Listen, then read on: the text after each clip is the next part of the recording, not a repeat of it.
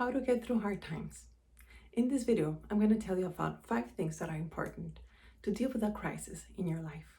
So the first one is that you need to take care of yourself. And the important part of this is that you need to do it before the crisis. But we never know when we're going to have a difficult moment in our lives. So this means that we need to be doing it all the time. Because in the moment of the crisis, things are going to start crumbling down, and you need to take care of yourself, to be strong. If you're helping others, to be able to help others, you first need to make sure that you're strong enough physically, mentally, emotionally. So you need to have practices of taking care of these aspects in your life in order to be able to be strong in the moment of the crisis and to continue doing those practices. So this could be in the physical part, the aspect of taking care of yourself. What are you eating? Doing exercise, making sure that you are sleeping, maybe stretching. What do you need to be physically strong? Maybe if you take vitamins, then make sure that you have the vitamins, the minerals, either through supplements or maybe herbs or maybe eating healthier in those moments. But making sure that you're strong physically is very important. Mentally, maybe you like to meditate to know how to calm your mind. In the moment of a crisis, you're going to have so many thoughts all the time. And we need to know how to relax the mind because otherwise we're going to be exhausted. And then with the emotions, that actually is the number 2 that I wanted to tell you about. The part of the emotions is so important because you're going to have a roller coaster of emotions during a crisis, of fear, of overwhelm, of anxiety, of sadness or grief, and frustration. So many things come together, and we need to know how to deal with those emotions, because if we're just storing them and not knowing what to do with them, they become like bigger and bigger until they explode, and then we don't have any strength anymore. So we need to acknowledge our emotions. In the moment of a crisis, it's sometimes hard to deal with them because we don't have time. We need to do something that is more important and urgent first.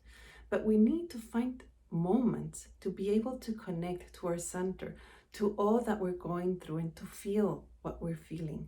Allow ourselves, whatever that is, to acknowledge it, to breathe deeply, and to let go, so that all these emotions are able to move on. So that's number 2, the part of the emotions. So number 3 is to ask for help. And this is a little bit like number 1. We need to maintain our relationships with the people that are close to us so that we are able to help them when they need help, and that we are able to ask for help when we need help. And there's a study about Harvard about happiness that they studied, I think it was like for 75 years, a lot of people, and they studied what was more important for them to be happy. And the number 1 aspect was the relationships. The relationships is the most important aspect in our lives for happiness, and also in a moment of crisis to be able to ask for help. And by this I mean good relationships, to maintain good relationships with the people close to you, whoever they are.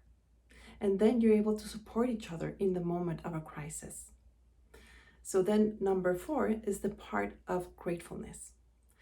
We are able to be grateful for so many things, even in the moment of a crisis. So in the moment of a crisis, you're going to be having all these thoughts of difficulties and struggling, and sometimes things are going very fast and you're not even able to think about other things that are going on. And we start having like this cloud of all these difficulties. So we have to be able to have moments to realize that there are things that we can be grateful for. There are always things that we can look at, beauty, joy. Maybe we can look at the flowers, at the sky. Maybe we can look at the opportunities that this difficult situation is opening.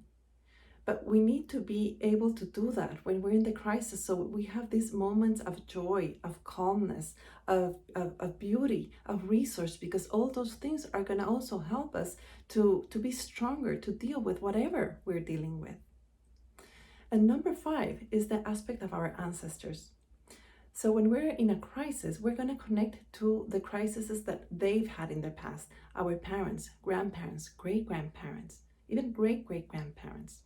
So if you think about in the moment right now, we're in a pandemic.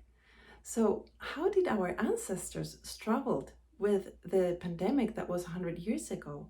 Did they lose anybody that was close to them? What were the emotions? We need to honor and respect, even if we don't know what was going on at that time.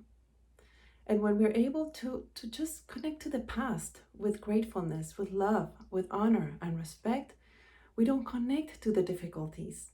We're able to let go and then use whatever we have from our ancestors as tools, as energy, as wisdom for the crisis that we're having at that moment. But first, we need to look at the past with honor, respect, and love, because when we don't do this, then we're going to connect to those difficulties that they have.